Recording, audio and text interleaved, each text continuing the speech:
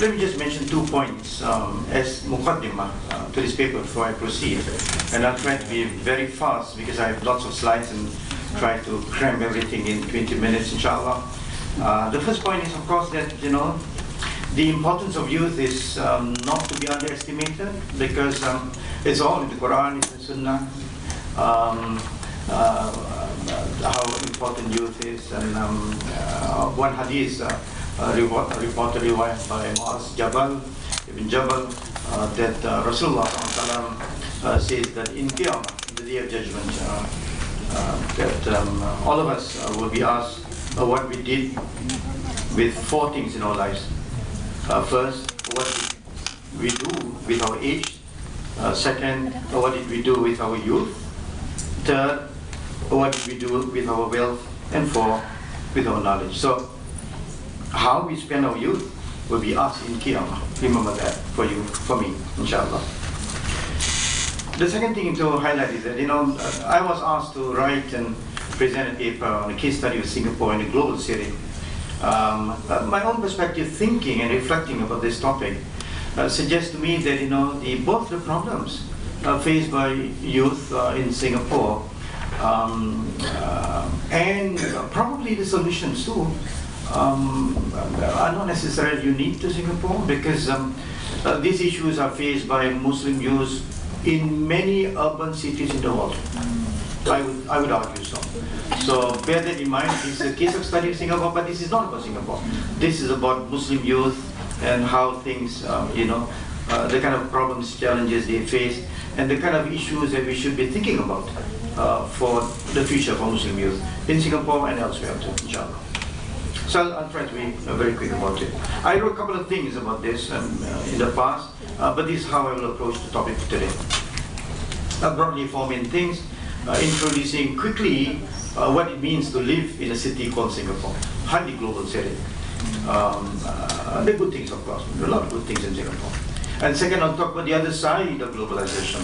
If you like, the less savory, the negative things, the challenges, the problems Muslim youth face in Singapore. And third, some suggestions for us to consider. How do we move forward, knowing the kind of issues that Muslim youth face in Singapore, in urban cities in the world. And then we can go, inshallah. Some things I've written. This is the latest thing I wrote in Singapore, about Singapore youth. And the title is Singapore Malays, but as you know, people don't know Singapore, that Singapore Malays are by and large Muslims. So really we're talking about Singapore Muslims. And many other works for the last 25 years. And but again, if you have time to read the scholars and so on, yeah.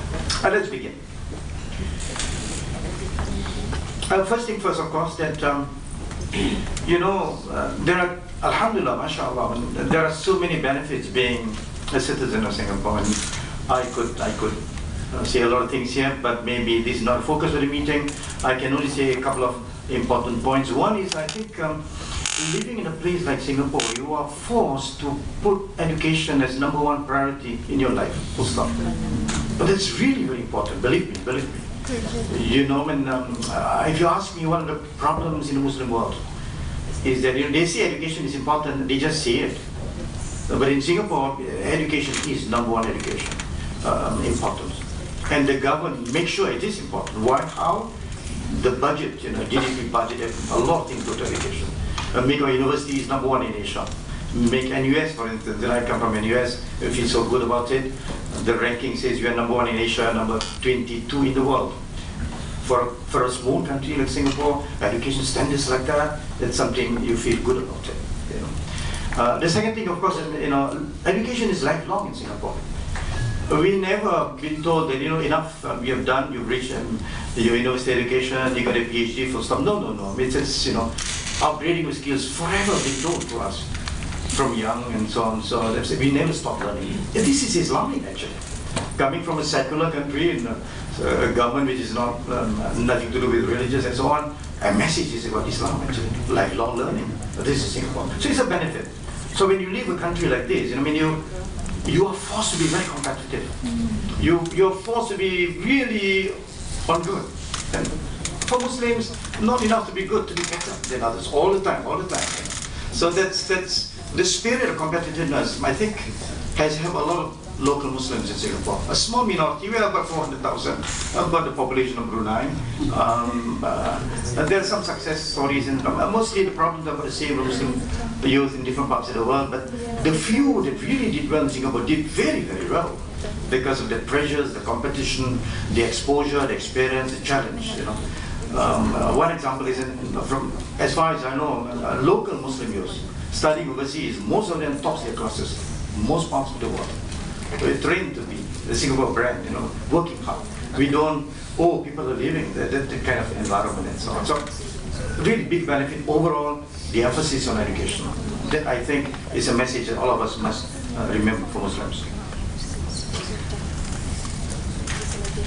And of course, Singapore is like Brunei, shall we say, it's a very rich country, one of the top richest 10 in the world, I think. And, it is multi-religious, it is multiracial, it is not boring, it's far from boring. You can take a look at all these things. For Muslims living in that kind of environment, because things work in Singapore. Many of us travel different parts of the world, US, Sweden, China, and so on. A lot of places things do not work. You pick up the phone, the thing doesn't work. In Singapore it does, believe me. It's good. And for Muslims to live in that kind of environment, it's really so helpful. Singapore's mosques are really, I think, one of the better organized in the world. Believe me. If you haven't visited Singapore, someone nodding will have been in Singapore will know this. Highly computerized. And so the good thing about mosque management in Singapore is Muslims contribute by their salaries every month, automatically through their salaries, cut a certain percentage for mosque building fund in Singapore. So that you have all the mosques, most modern satellite towns and so on, equipped facilities, and these are all volunteers working, as if they are full-time. So the spirit is really good for a place like that. And Muslim youths are very educated in Singapore, and the spirit of wanting to help is always there. Almost every Friday prayers and Salat Jumat, the Imam will announce there is a big calamity somewhere in the world, an earthquake or tsunami. Could you please donate at 1 million here, 2 million here, 3 million, cent. That kind of philanthropic spirit is useful, being helped, and the culture is good. So I think these are some benefits I wanted to appreciate in living in a country like Singapore. But this is only the benefit. I'm spending a lot of time this benefit, but after this, a lot of challenges. But I just want to highlight to be balanced about what Singapore is all about. Yeah, we benefit in housing, all right, economy, and so on. But let me now focus on the other side. So, I do not to be blamed that you are so ungrateful. You come to a place which is so rich and this, and yet you see all these problems. I begin to say things are really good.